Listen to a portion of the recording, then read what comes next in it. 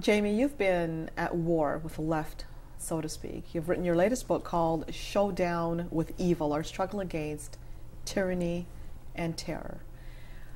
The first thing I want to ask you about this particular book is, what is the objective you're trying to obtain? With my book? Well, this is a follow-up to my previous book, United in Hate, which was an analysis of what brings the left and radical Islam together in our current terror war. With Showdown with Evil, it's a collection of the best, I would say, 29 interviews that I've done with the leading intellectual minds, leading experts in the world over the last 5-6 years at the magazine that I had at frontpagemag.com. And we have experts on the radical left, we have experts on radical Islam who are diagnosing the enemy we face from without and within.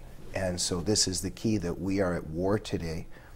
And there's a lot of people that believe that the war is coming just from Sharia. And so the main threat is Sharia law and is jihad, but we have to remember that we also have an internal enemy that is trying to tie our hands behind our backs, and they're succeeding. Now, you have a great grasp of this. You're the editor of Front Page Magazine, but there are those that are watching you now that will ask the question, what exactly is that enemy? How could I identify it? What would you tell them? Well, that's a very good question, because one of the main problems today in terms of how the left controls our discourse, how the left even controls our language and what we are allowed to say and what we're not allowed to say. And the Obama administration itself is not allowing, it to be labeled. What happened in Fort Hood, for instance. You have a guy screaming Allahu Akbar, and he's shooting Americans, and somehow we can't really figure out what this is about. Maybe he's insane, but this is the slogan that Islamic suicide bombers scream before they blow themselves up and kill innocent people. Well, Christine, I mean, the threat we face today, at one time in the Cold War we faced communism, in the Second World War we faced Nazism. Today we see a combination of those things. We're fighting totalitarianism. The threat today is radical Islam. Its roots are spread. I mean, one is obvious, that the roots are in the Islamic concept and notion and ideology of jihad, to wage war on unbelievers. And there's also a mixture there of also Nazism and communist principles as well. Now, it's very easy to sit back and say, this is not happening, this is going to go away, but there's obviously a danger that we're facing in the West.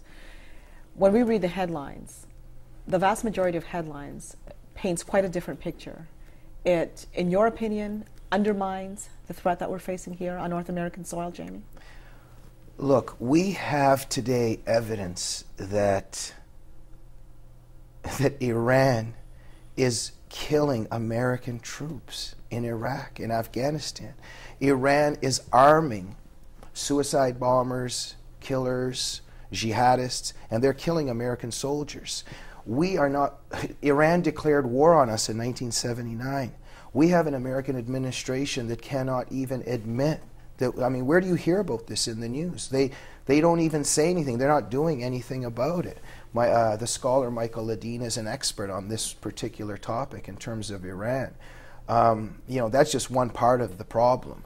And what we have faced in terms of, let's say, Fort Hood and the potential New York attack in Times Square, etc., etc. There are jihadis waging war on the United States. Radical Islam is waging war on the United States, and they are planning 24/7 to carry out 9/11 attacks, but something even greater, WMD attacks. And the sooner that we're going to be able to start pinpointing the enemy and protecting ourselves, the better. Of course, some things are being done, but in terms of the Obama administration, the tragedy is that the enemy itself is not labeled accurately. And yes, go ahead. And that we're not doing sufficient things to protect ourselves. and to protect this country. So, for instance, I mean, you know, what I'm particularly interested in is even the national discourse of how everything is blurred and distorted by the left. I would, you know, there's a lot of defamation and smearing going on. The heroes like David Horowitz, Robert Spencer, Pamela Geller, you know, they're called racists and fascists, and somehow that they hate Muslims, or that I'm somehow anti-Muslim. We are pro-Muslim. We're pro-Muslim in the sense that who else is fighting for the rights of Muslim women, for the rights of Muslim dissidents, for the rights of the Muslim people to have freedom and not to be persecuted? The issue here is not Muslims. The issue is that there is an ideology which stems from teaching of Islam.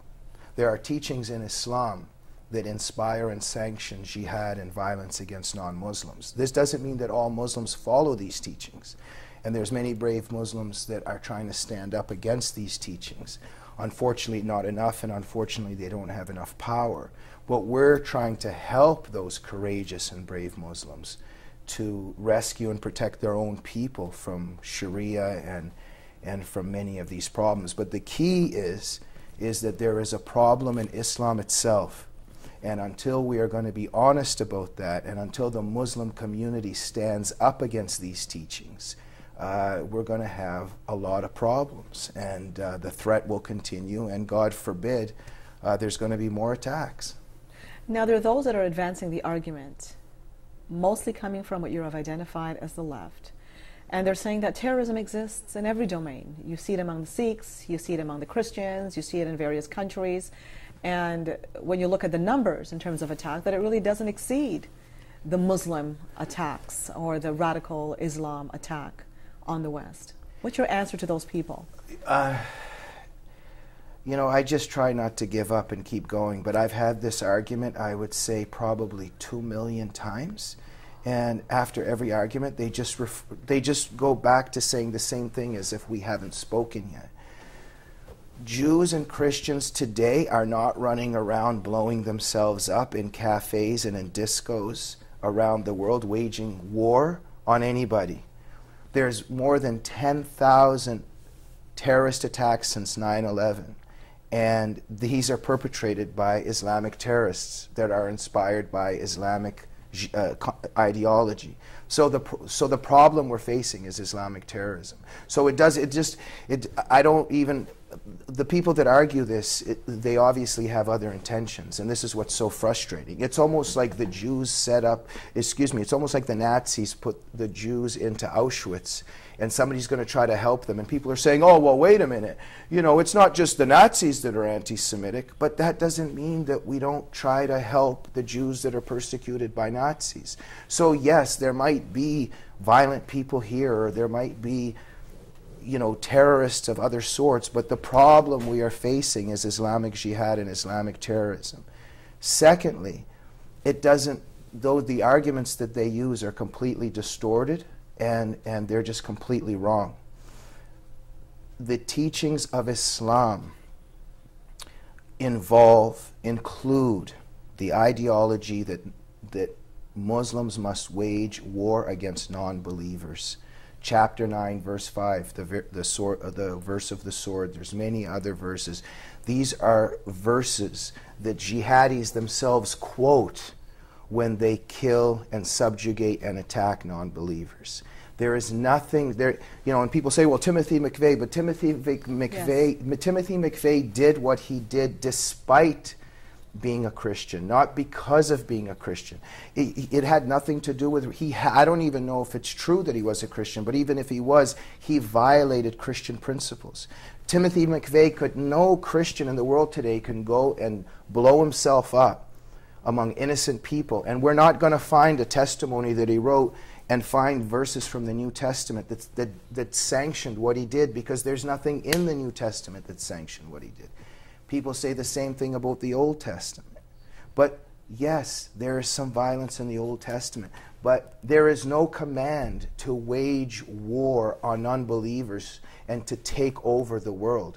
There's sections where there is violence, but it's descriptive violence. It's not prescriptive violence. There is no command that tells Jews anywhere in the Old Testament that the main the main agenda is to go out and conquer the world of non-believers and to subjugate them and to kill them, etc. These teachings just simply don't exist.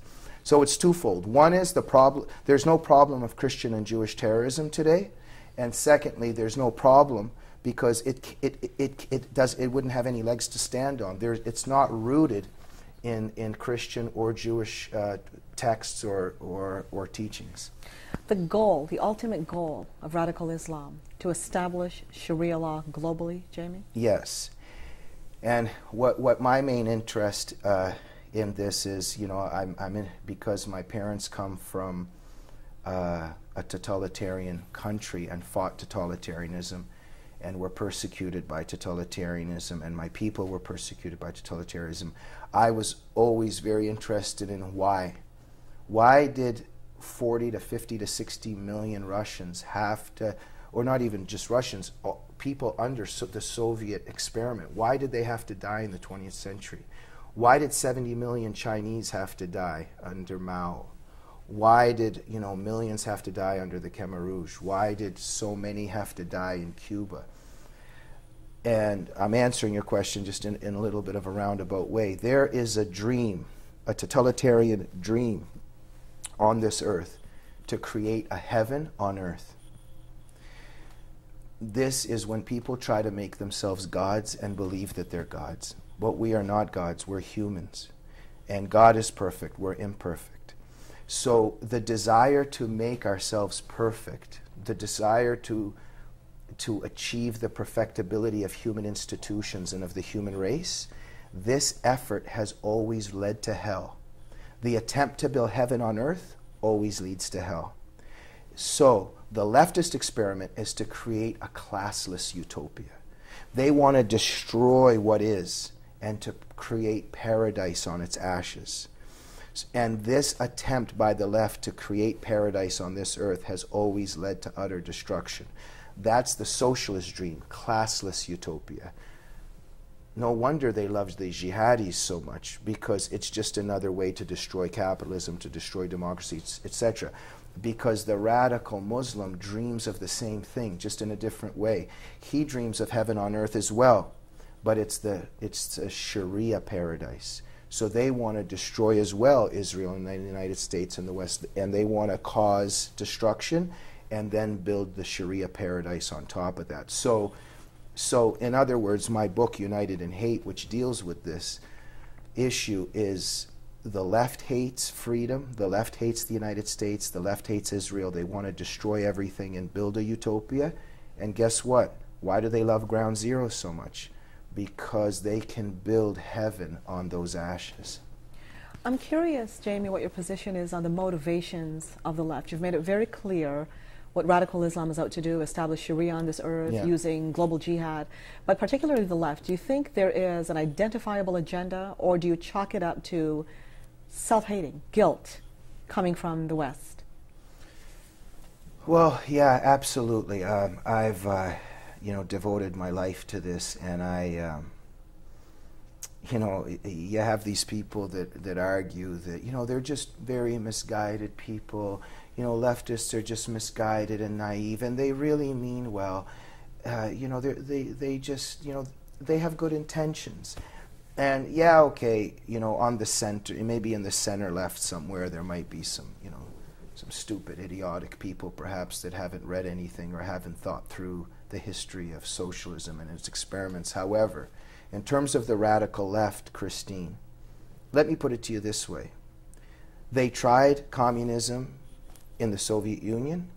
It caused incredible misery and exterminated millions of people. As I said earlier, there's conservative estimates, etc., but there's 30, 40, 50 million. Robert Conquest has written about this especially. So we've got millions killed by the Soviet regime. Then they tried it again. They tried it in China, 70 million. The Khmer Rouge tried it. They massacred about 1/4 of the population. We're talking about 3 million Cambodians.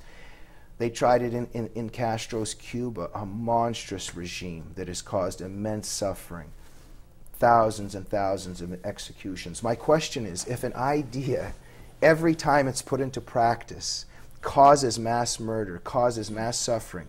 And you have people watching and saying, hey, let's try that again, fellas. Hey, oh, okay, yeah, 120 million people died in the 20th century by trying to build socialism. You know, let's just try socialism one more time. I'm sorry, I don't see good intentions there. I don't see naivety there. The leftist, the radical leftist, wants to create a heaven on earth. To achieve such a huge transformation, there must be a price to pay. And that price has to be a lot of human blood.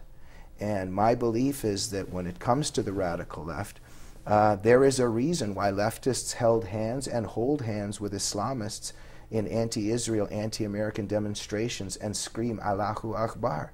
They're not doing it because they're naive. They're doing it because they support what the jihadis are perpetrating today. War is tiring. It's exhausting. Do you see a light at the end of the tunnel?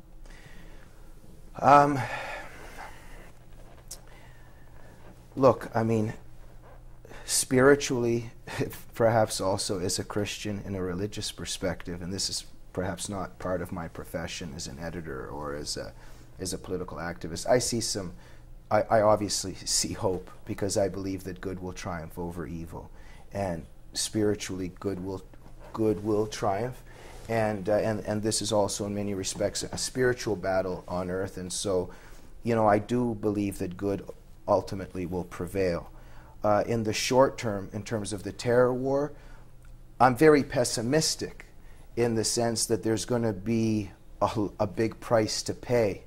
You know, in terms of what Hezbollah and Hamas are planning and what Iran is planning, they're planning a Holocaust against Israel. The whole world is against Israel rather than against these monsters. With people like the Obama administration in power, that are not taking the steps to protect the United States, instead are taking steps to create a socialist country.